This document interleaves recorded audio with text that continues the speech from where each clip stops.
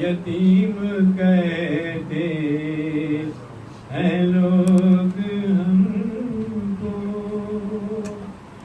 نکل کے روزے سے آؤ نانا، ترس یتیموں پہ کھاؤ نانا، نکل کے روزے سے آؤ نانا، ترس یتیموں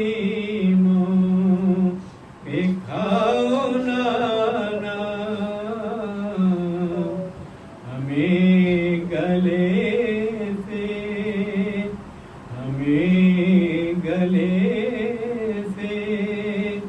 لگاؤ نانا، یتیم کہتے ہیں لوگ ہم کو، پکاری دینا۔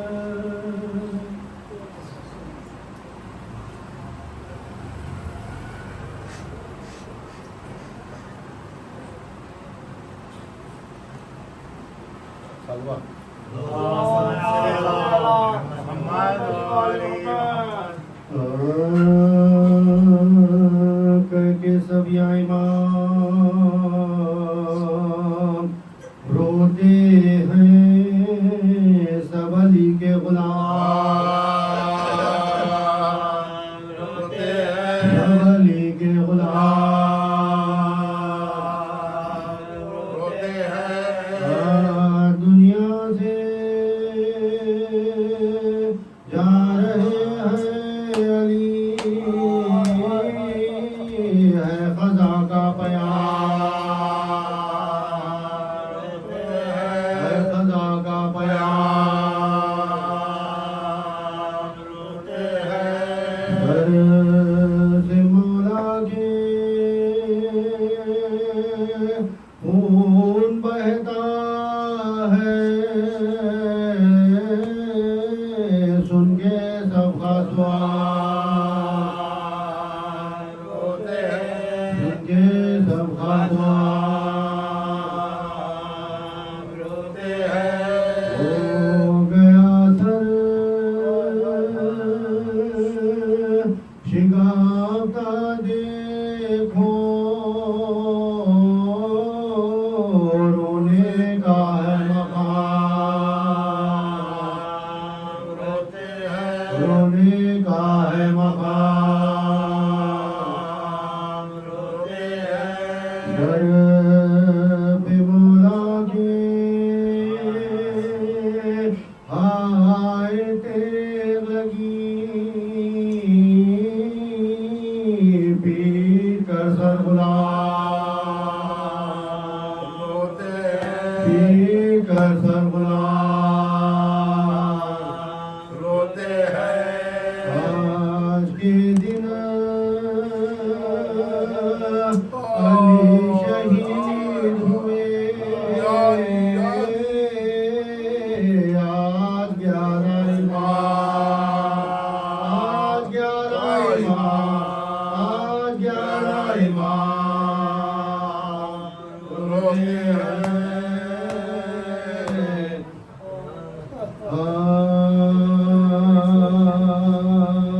سبھی مومنوں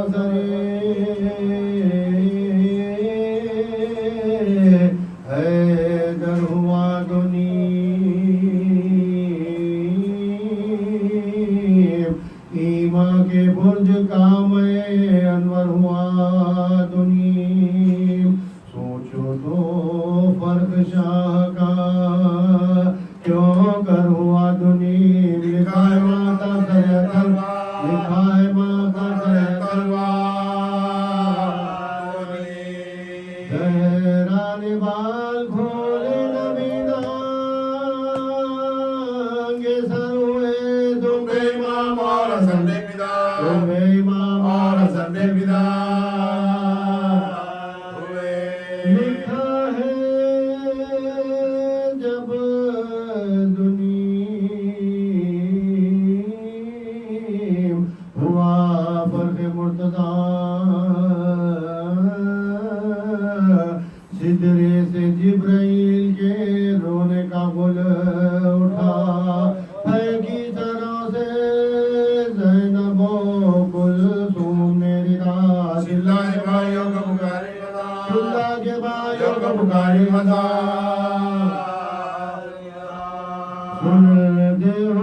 جبرائیل نے اس وقت کیا کہا؟ وہ بول پی کر پھٹل مرتضی یہ کہہ کے جانب مسجد بنیگان ڈوبی ہوئی لہو میں ملی کشتی نجات ماتھے بخون باپ کا عمل کر گئی یہ بات ہے ڈھاڑ کا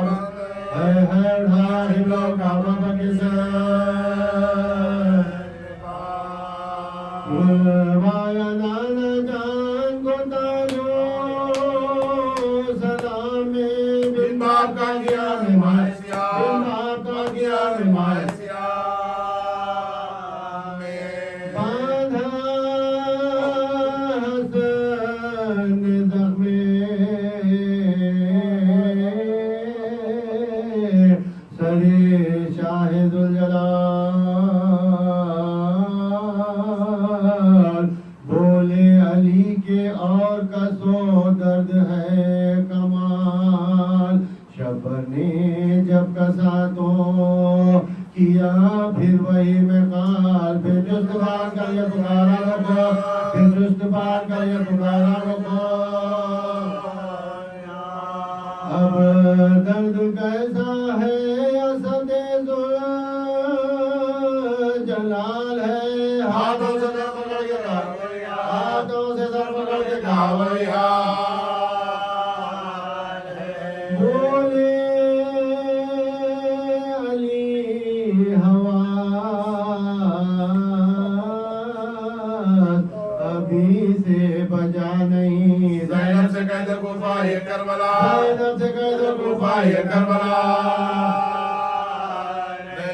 میں بے دیاروں بے قدروں بے آشنا نہیں شیعہ ہے گرد در میں شیعہ ہے گرد در میں اہل جبا امنا بنی پایا جو صدمے میں مبتلا باہیں گلے میں ڈال کے عباس نے کہا اے اماں صدقہ دینے سے رد ہوتی ہے بلا بھائی حسن حسین بھائی حسن حسین بھائی حسن حسین دہرا کے دل روشن کرو جہان میں تم اپنے نام کو صدقہ اتارو شاہ نجفر صدقہ اتارو شاہ نجفر بولے علی تو ہوش میں اے نوحگر نہیں عباس کے بغار کی تجھ کو عباس کے بغار کی تجھ کو خبر یہ فاطمہ کا بیٹا ہے تیرا پسر نہیں شبیر کے لیے کوئی ایسی شبیر کے لیے کوئی ایسی شبیر کے لیے کوئی ایسی سپاہ زہرا سے پوچھ رتبہ اس نور ایم کا یہ کربلا میں ہوئے گا فدیہ یہ کربلا میں ہوئے گا فدیہ حسین پردیسی ننگے سر تو ابھی کیا نکلتی ہے کیا حرف پر حسین کے تلوار کیا حرف پر حسین کے تلوار کیا حرف پر حسین کے تلوار چاہتی ہے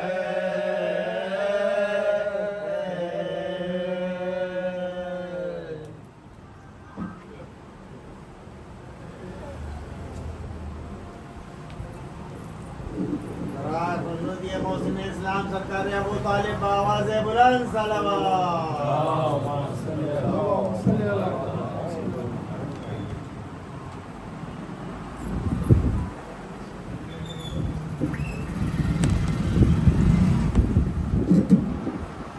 سلوات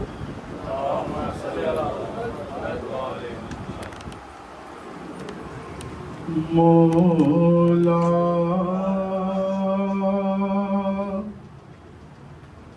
اٹھو کہ مسجدیں کوفہ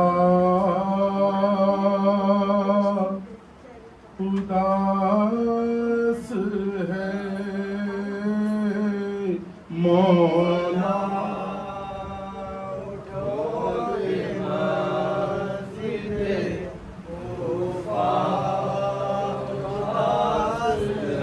کیسا یہ دن ہے آج کہ دنیا اداس ہے مولا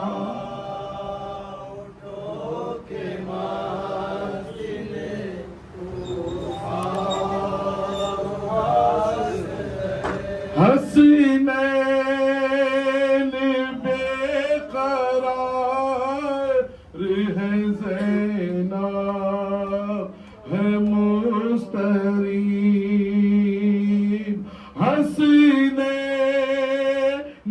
بے قرار ہے زینب ہے مستریب روح جناب فاطمہ زہرا اداس ہے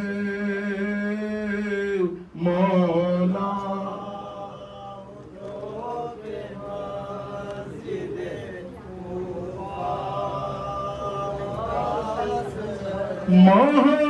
محتاج بے نوا غریبوں کے داد رہے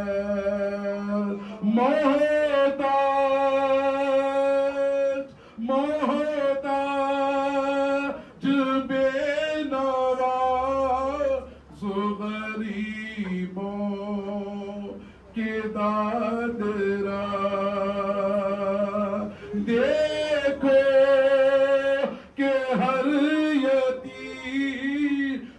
کا چہرہ اداس ہے مولا اٹھو کہ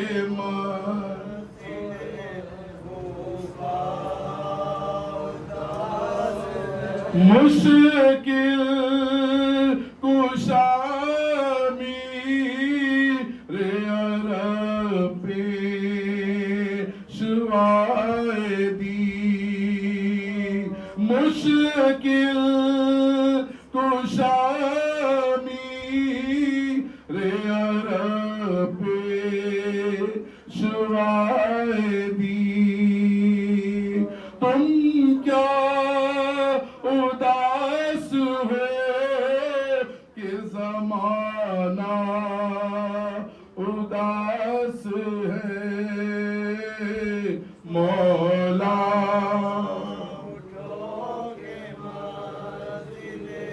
کوفہ للہ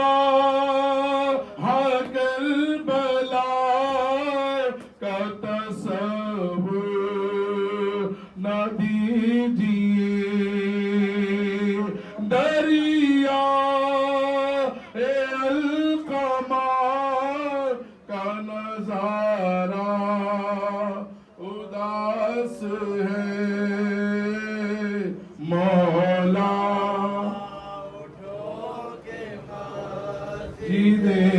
کوفہ آئی ہے سیر خون کی سرخی لیے ہوئے خاک رہی ہے خانہ کعبہ اداس ہے مولا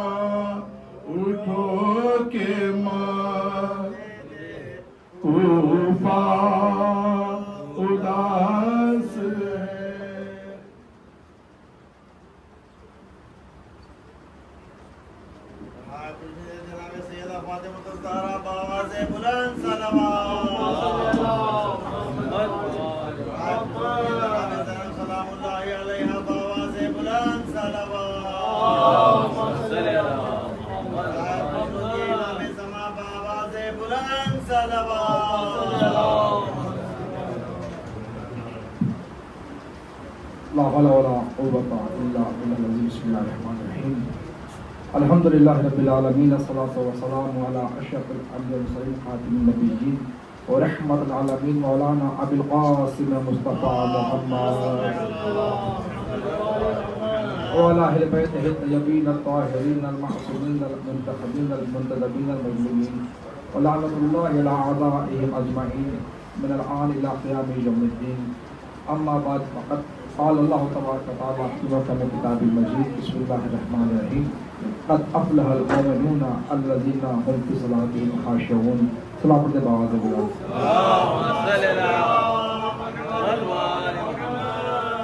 ایوان نہایت ہی مختصر وقت کے اندر دو معروضات، ایک اسم نکتہ اور ایک فضائلی، اور پھر ایک غلط نکاح والا کے مسائل. خداوند عالم کا سورہ مومنون کے اندر یہ واضح ارشاد و اعلان کہ بالتحقیق کامیاب صرف اور صرف وہ ہوں گے جو مومنین صاحبان ایمان ہیں.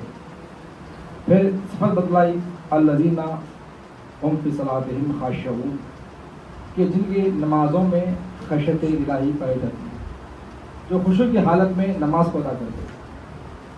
دنیا کامیابی سمجھتی ہے مال کو جمع کرنا، طاقت کا حاصل کر لینا، شہرت پا لینا، لیکن اللہ کی نگاہ میں، قرآن کی نگاہ میں کامیابی کچھ اور ہے.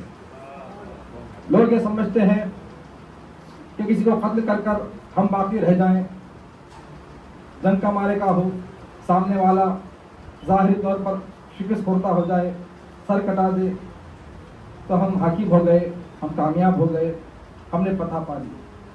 لیکن قرآن نے اور اللہ اہل بیت نے یہ ہمیں بتلایا کہ سر کٹا کر بھی فتح حاصل کی جا سکتی ہے.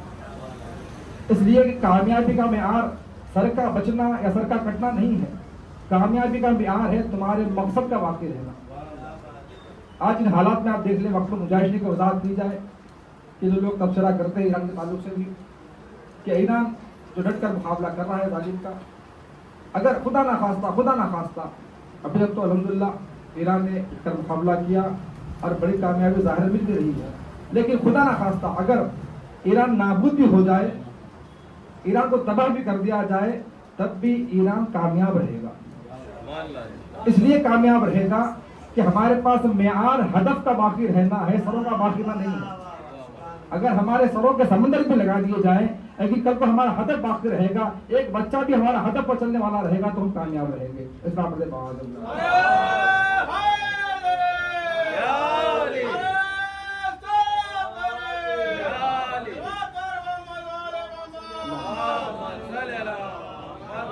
لیکن اگر ہم باقی رہ جائیں اور ہمارا ہدف باقی نہ رہے تو پھر ہمارا رہنا نہ رہنا عبث ہے. کیوں؟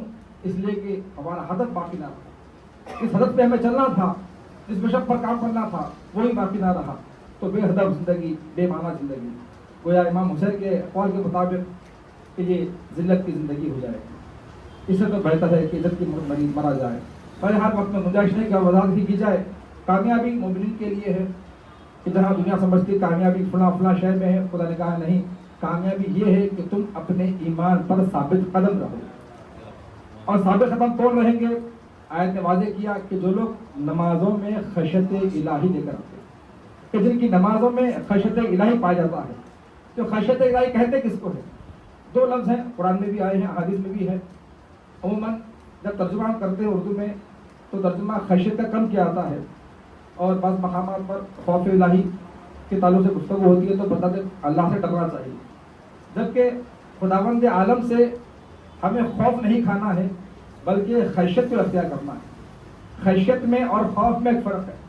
خشیت اس کے مقابل ہوتا ہے کہ جہاں پر سامنے والا قابل تعظیم ہو، باعظمت ہو، باکمال ہو، صاحب جار و حشم ہو، اس کے رتبے کو دیکھ کر خود بخود قلبی کیفیت کا پیدا ہونا، اپنے دل میں سامنے والے کے لیے ایک طرح کی ہیبت کا طاری ہونا، یہ خشیت کہلاتا ہے.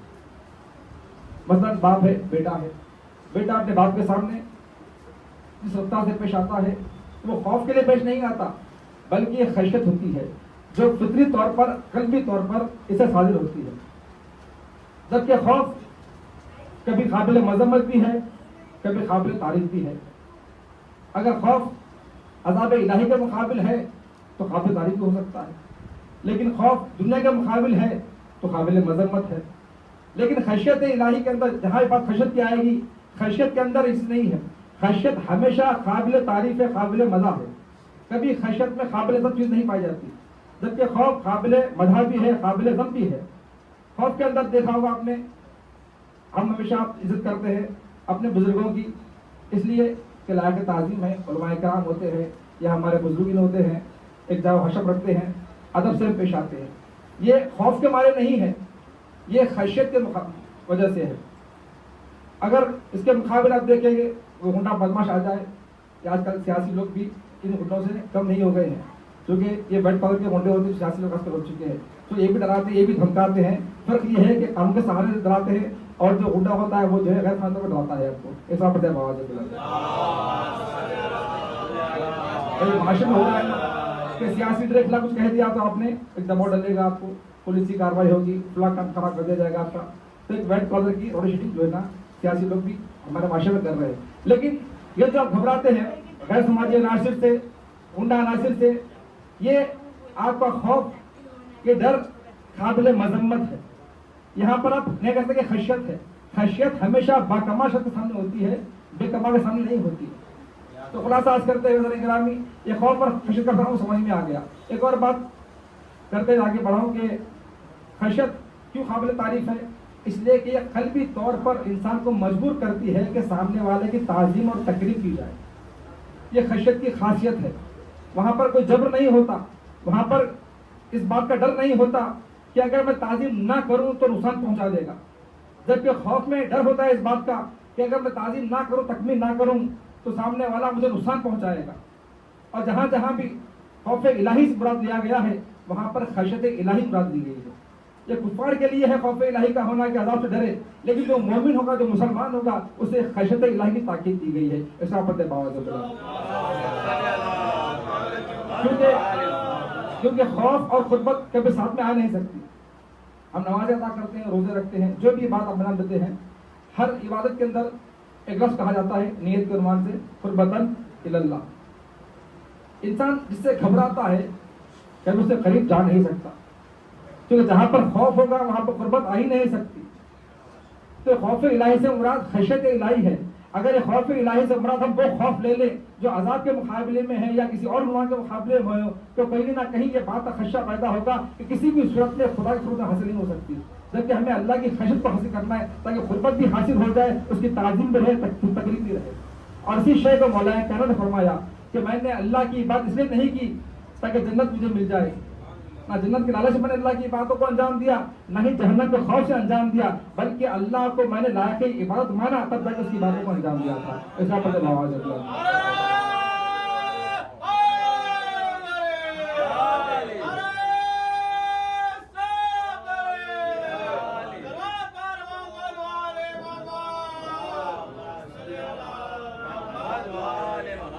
خشیت الہی تھی جس نے علی ابن ابی طالب کو اس بات پر مجبور کیا کہ اللہ کی باتوں کو انجام دے۔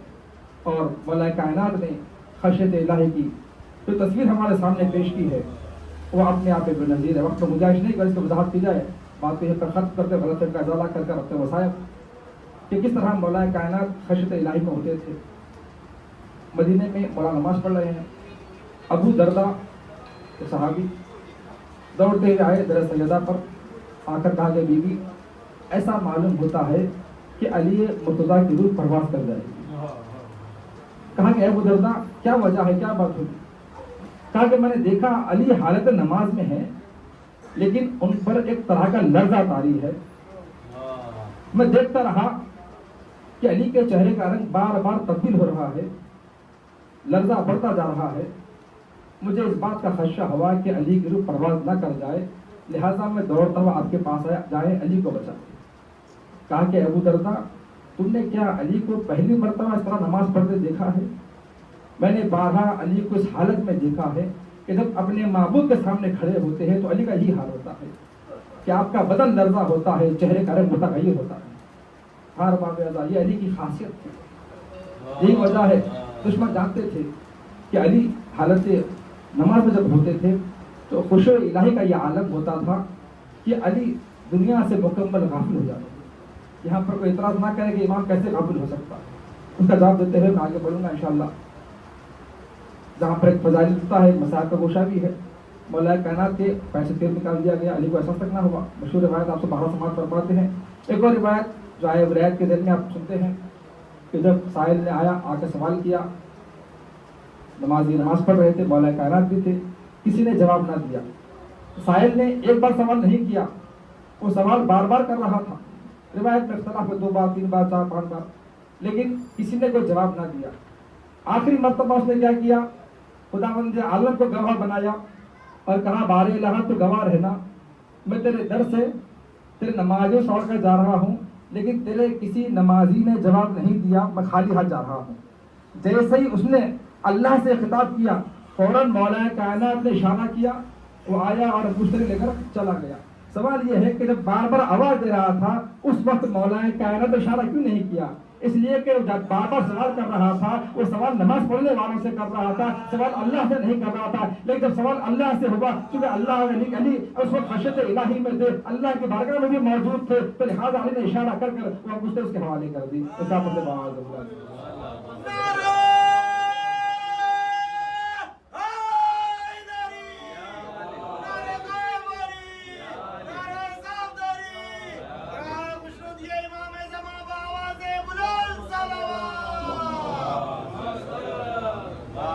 تو علی کی خشیت الہی ہے کہ حالت نماز میں ہے، لیکن خدا کی بارگاہ میں قربت خدا ہے، قربت اللہ کی نیت ہے. بہرحال جب تیر لگا پیر پر رکھ کے تیر نکالنا چاہا، تیر نہیں نکال رہا. جب بھی تیر نکالتے علی طلب پر رہ جاتے. کہا گیا کہ جب حالت نماز میں ہو تو تیر کو نکال لیا جائے. یہی وہ چیز تھی جو دشمن کو پتا تھی کہ اگر علی کو قتل کرنا ہے تو حالت نماز میں قتل کرنا ہے. ایک منصوبہ بڑے پیمانے پر کیا گیا اور جو غلط فہمی رائج کی گئی اس زمانے سے زمانے تک محققین جانتے ہیں، پڑھنے والے پڑھتے بھی ہیں، بتاتے بھی ہیں. اکثر مشہور یہی کیا گیا کہ خوارج نے علی کو قتل کیا اور ابن ملجم خارجی تھا، جبکہ حقیقت یہ ہے کہ ابن ملجم خارجی تھا ہی نہیں. تمام علماء رجال کی کتابیں اٹھا کر دیکھ لیجیے، ابن ملجم کو کسی نے خارجیوں میں شامل نہیں کیا. یہ خود ایک شخص تھا جو معمور تھا کچھ خاص افراد کی وجہ طرف سے.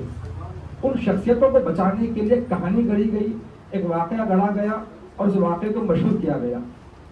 یہ مکے میں جمع ہوئے، جن کا خط کرنے کی تیاری ہوئی، مولا کائنات کا، معاویہ کا اور ابو ایاس کا. اور پھر کہانی میں ایسا موڑ لا کر رکھا کہ دونوں بچ گئے اور علی مرتضیٰ خط کر دیے گئے. پھر اس میں ایک کہانی میں ایک ٹویچے پیدا کیا گیا.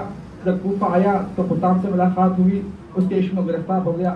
یہ مکمل ایک افسانہ اس طرح گڑھا گیا اور مشہور کیا گیا کہ ہمارے افراد بھی اس کو پڑھتے ہیں. جب تحقیق ہوگی تو پتہ چلے گا کہ تمام کے تمام واقعات من گھڑت ہیں، ان کی کوئی اسناد ہی نہیں ہے. حقیقت یہ ہے کہ ابن ملجم کو معاویہ نے معمور کیا تھا، بنی امیہ کی مکمل ایک سازش تھی. وقت میں گنجائش نہیں ہے ورنہ تمام مناظر آپ کے سامنے پیش کر دیتا کہ کس طرح ابن ملجم کو یہاں پر لایا گیا. اور پھر یہ کہ اس پہ سب سے بڑا جو کردار رہا ابن ملجم سے بڑا کردار تھا اشعث بن قیس. یہ اشعث وہ ملعون ہے کہ جس کا پورا گھرانہ قتل اہل بیت علیہ السلام میں ملعون ہے. اشعث خود قاتل مولا کائنات ہے، کیونکہ اس نے ابن ملجم کو کوفہ میں پناہ دی اور اسی نے راستہ بتلایا اور پوری سازش کو انجام دیا ہے. اور اس کے بعد اس کی بیٹی جازا، اس نے امام حسن مجتبیٰ کو زہر دیا. اس کے 2 بیٹے جو کربلا میں آئے تھے، جو قاتل امام حسن علیہ السلام تھے. یہ مکمل گھرانہ دشمنی اہل بیت، بغض اہل بیت میں پڑپ رہا تھا، جو بنی امیہ کے زیر تاثیر تھا. مولا کائنات نے اس سے منصب واپس لیا تو اس نے اس منصب واپس لینے کی دشمنی اس طرح مولا کائنات سے نکالی. ایک وقت رہا تو اس پر وضاحت کی جائے گی. تو اس ملعون کو بلایا گیا کوفہ، زہر آلود تلوار کے لیے پیسے دیے گئے، تلوار خرید دی گئی اور برسوں تک، عرصے تک اس تلوار کو زہر میں رکھا گیا. جب ضربت لگی ہے مولا کے سر پر، سر شکافتہ ہوا، تو صرف سر شکافتہ نہیں ہوا، جہاں پر علی کا تمام چہرہ خون میں لہو ہو چکا، تو وہیں پر آہستہ آہستہ علی کے بدن کا رنگ بدلنے لگا. ہار باپ، بڑی مصیبت ہے علی کے لیے. کہ ضربت کا لگنا، سر شگافتہ ہونا، اب زہر نے اپنا اثر دکھانا شروع کر دیا، تو جہاں پر سر پر زخم تھا وہاں پر زہر کی وجہ سے تمام بدن میں علی کی سوزش ہونے لگی۔ یہ علی کی کیفیت ظاہری ہے، لیکن علی کی کچھ باطنی کیفیت بھی تھی، کچھ علی کی روحانی کیفیت بھی تھی۔ یہ تو علی کی جسمی تکلیف ہم سن رہے ہیں، لیکن باطنی تکلیف کیا تھی؟ اسی زخمی حالت میں جب علی سے پوچھا گیا تو دو چیزیں علی نے خود بتلائی ہے، اور دو چیزیں ہم علی کی سیرت میں دیکھ سکتے ہیں۔ ایک علی کی مصیبتوں میں سب سے بڑی مصیبت تھی لوگوں کی نافرمانی، لوگوں کا اطاعت نہ کرنا۔ امام وقت موجود ہے، مولا آنکھوں کے سامنے ہے، لیکن لوگ ہیں کہ مسلسل علی کی نافرمانی کر رہے ہیں۔ اور جانے گرامی مساج کا وقت ہے، لیکن ایک یہ بات کرتے ہوئے میں مساج کو آگے بڑھاؤں، یہ جو نافرمانی کی کیفیت تھی یہ صرف مولا کائنات کے لیے مخصوص نہیں ہے، بلکہ اس کیفیت سے ہر امام گزرا ہے۔ یہاں تک کہ ہمارے بارے امام کی غیبت کے لیے کہا جاتا ہے کہ امام زمانہ کی غیبت کی وجہ یہ ہے کہ ابھی تک ایسے افراد نہیں ہیں جو مکمل امام کی اطاعت کے لیے تیار ہو جائیں۔ تمام شرائط ظہور، تمام علامت ظہور اپنے مقام پر، لیکن سب سے اہم امام کے ظہور کی جو علامت ہے، جو شرط ہے، وہ یہ ہے کہ ایسے شیعوں کا آنا جو مکمل طریقے سے امام کی اطاعت کے لیے آمادہ ہوں۔ یہ تمام 11 ائمہ کے زمانے میں آپ کو نظر نہیں آئے گا۔ علی کی مشکل یہی تھی، ایک مصیبت کہ لوگ تو تھے ظاہراً مولا مان رہے، امام مان رہے، لیکن جب اطاعت کی بات آتی نافرمانی کرتے۔ نجم البلاغہ میں بات موجود ہے، آپ اٹھا کر دیکھ سکتے ہیں۔ اور علی کی سب سے بڑی مصیبت کیا تھی؟ علی کی تنہائی۔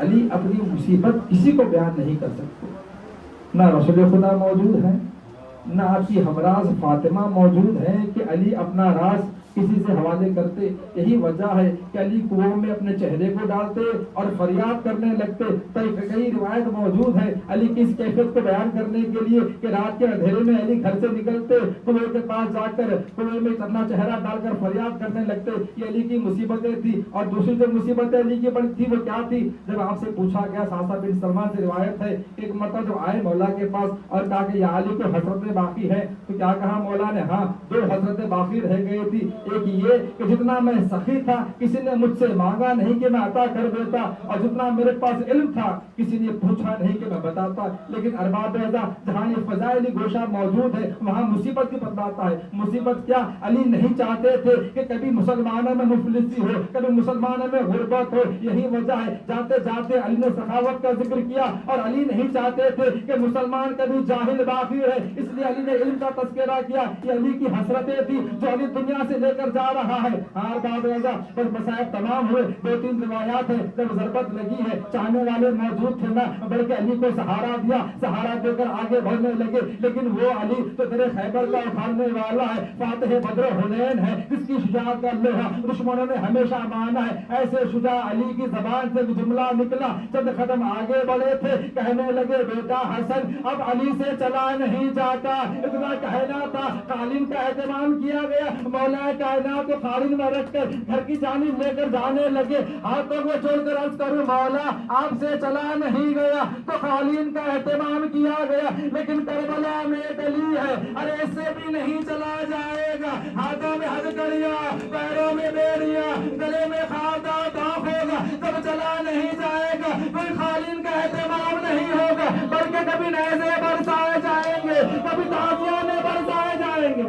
ہر باب ایسا جب علی نے دیکھا کبھی حسن گریا کر رہے ہیں، کبھی حسین گریا کر رہے ہیں، علی خاموش کرواتے چلے گئے، کہا کہ بیٹا حسن خبردار گریا نہ کرنا، بیٹا حسین گریا نہ کرنا، اے عباس گریا نہ کرنا۔ وہ بیٹے گریا کر رہے تھے، علی خاموش کروا رہے تھے، لیکن جیسے ہی علی کے سامنے زینب دلگیر آئی ہے، آنکھوں سے اشک جاری ہے، دیکھا نہ گیا، ارے علی بھی بے ساختہ گریا کرنے لگے، اپنے ہاتھوں کو اٹھایا اپنے زخمی سر پر، کہا کہ اے زینب اگر تم گریا کرو گی تو علی کیسے خاموش رہ سکتا ہے؟ ہاں باب اعظم عجب نہیں علی کی نگاہوں میں زینب کو دیکھ کر منظر آیا کہ ہاتھوں میں ریسمان باندھی جائے گی، سر سے چادر کو چھینا جائے گا۔ ہاں باب اعظم مسائل تمام ہوئے، علی نے وصیتیں کی، وصیتوں کے مطابق غسل بھی دیا گیا، کفن بھی دیا گیا، لاشا بھی اٹھایا گیا، دفن بھی کیا گیا۔ کیا وصیت تھی مولا کائنات کی؟ کہا کہ بیٹا حسن تم پیچھے کی جانب سے جنازہ اٹھانا،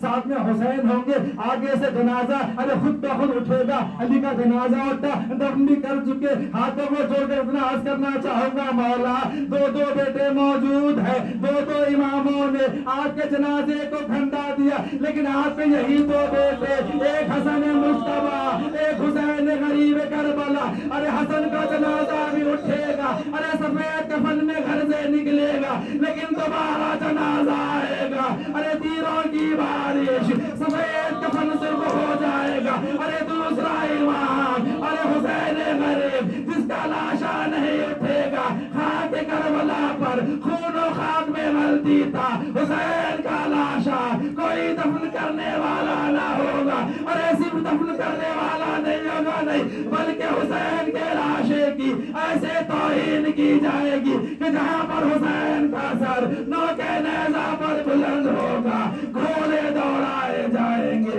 لاشے کو پامال کیا جائے گا، بچی کو اس طرح پروا کے طرح سے لگا۔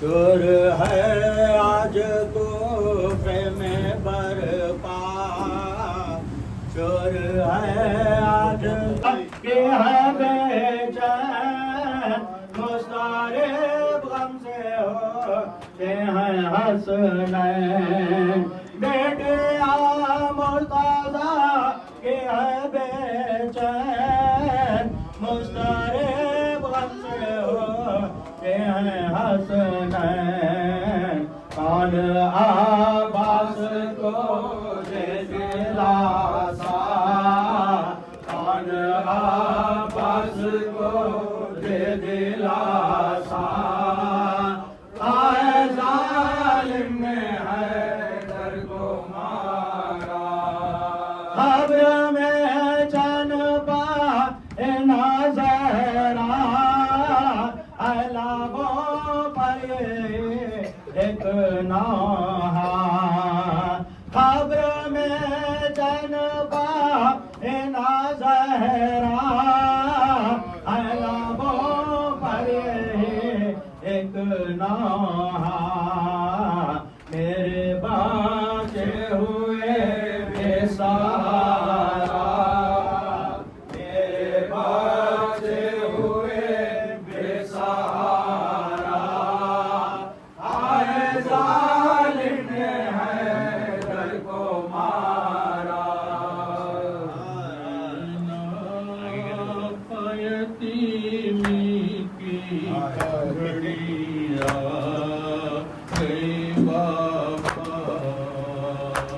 دینا یتیمی کی گھڑیاں گئی بابا، بن باپ کی کہلاتی ہے بیٹی تیری بابا،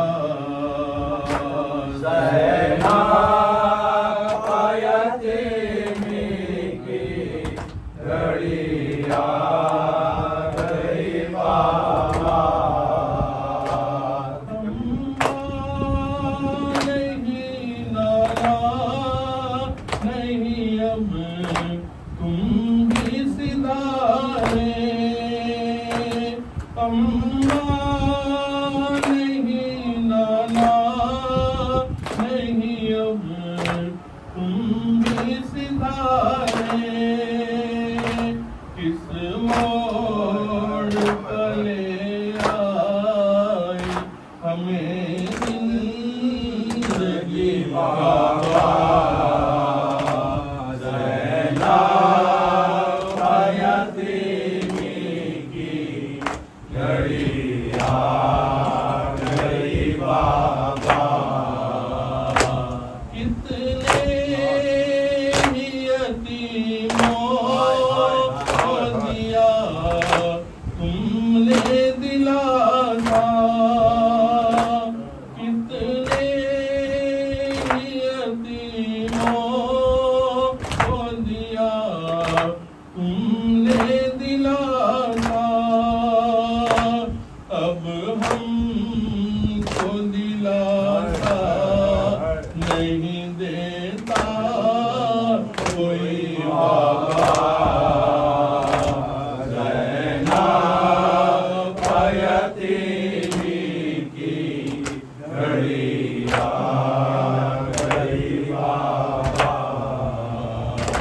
اب کون ہمیں پیار سے پاس اپنے بٹھائے، اب کون ہمیں پیار سے پاس اپنے بٹھائے، یاد آتی ہے شفقت وہ ہمیں آپ کی بابا زینب یتیمی کی گھڑی آ گئی بابا، زخمی ہوا سر آپ کا اللہ کے گھر میں، زخمی ہوا سر آپ کا اللہ کے گھر میں، راست آپ کو آئی حافظہ کوفے کی بابا زینب یتیمی کی گھڑی آ گئی بابا۔ السلام علیکم ابن فاطمة الزهراء سيدة نساء العالمين، ولعن الله من قتلتك، ولعن الله من ظلمتك، ولعن الله من سمعت بذلك فرضيت به. السلام على الحسين وعلى علي بن الحسين وعلى أولاد